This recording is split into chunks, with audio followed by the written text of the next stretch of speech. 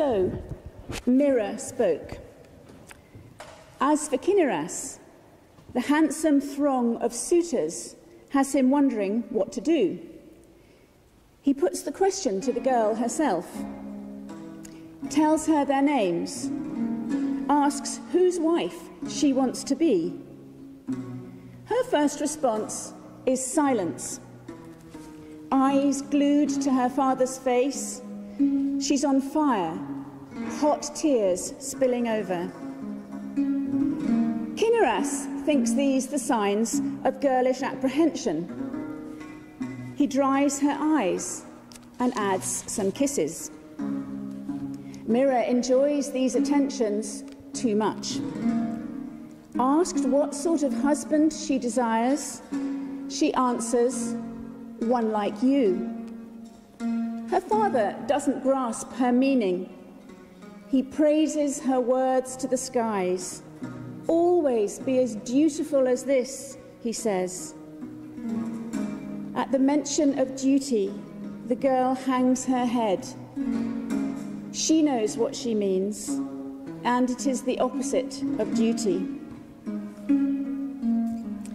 Midnight, minds and bodies relaxed in sleep, and Kithara's girl is wide awake, eaten up by the fire she cannot tame, going over her mad longings. One moment she abandons hope, the next she wants to try. She's ashamed, she's full of desire, she can't decide what to do. Picture a huge tree, axe wounded, when all that's left is one more blow. There's no knowing where it will fall, and everybody all around is afraid. So Mirror's mind, shaken by shifting blows, sways unsteadily, now this way, now that, and leans in both directions. No limit to her love can she find, no rest from it, only death. She chooses death. She rises, meaning a noose to embrace her throat. She ties her belt to a high beam. Farewell, dear Kithara, she said.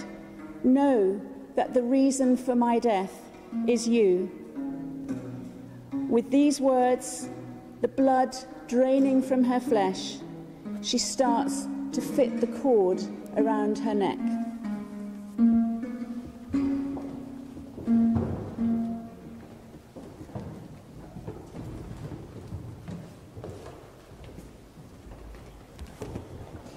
They say that the murmurs of her words arrived at the trust ears of the nurse who was guarding the threshold of her foster child.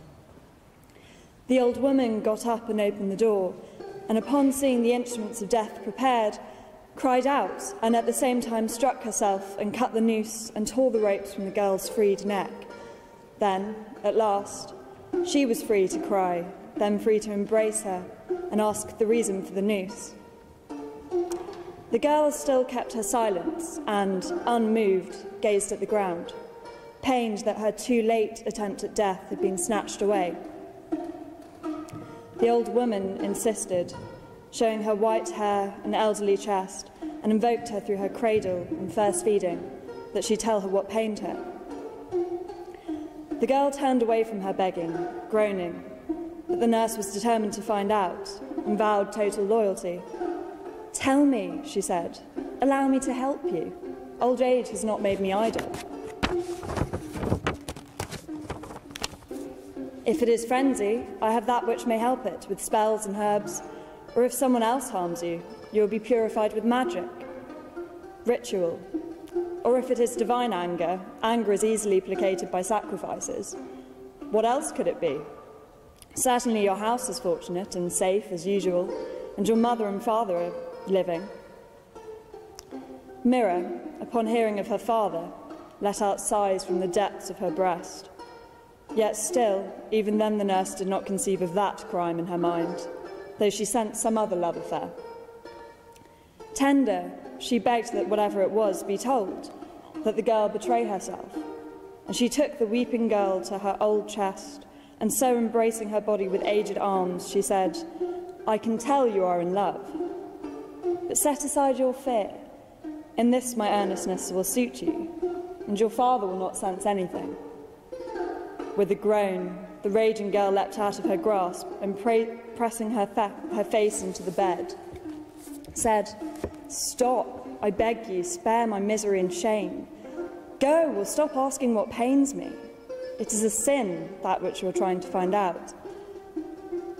The old woman trembled and stretched out arms shaking with age and fear, and fell as a suppliant before the feet of her foster daughter, and then soothed her. Then, as she would not make her an accomplice, she scared her, and threatened her with reporting the incident of the noose and death attempt, and vowed her help for the confessed love. The girl raised her head and filled her nurse's breast with falling tears. Repeatedly she attempted to confess, and repeatedly she held her tongue. Ashamed, she covered her face with her clothes and said, "O mother, happy with your husband." At this, and only this, she groaned. A cold shudder stole into the joints and bones of the nurse, for she had realised. And on all her head the white hairs stood on end. She added many things to cut out these harsh feelings if she were able. But though the girl knew that she was not warned falsely, she was still determined to die if she could not have her love. "Live," said the nurse, "possess your—" And she did not dare to say, "Father," but was silent and vowed her promise before the god.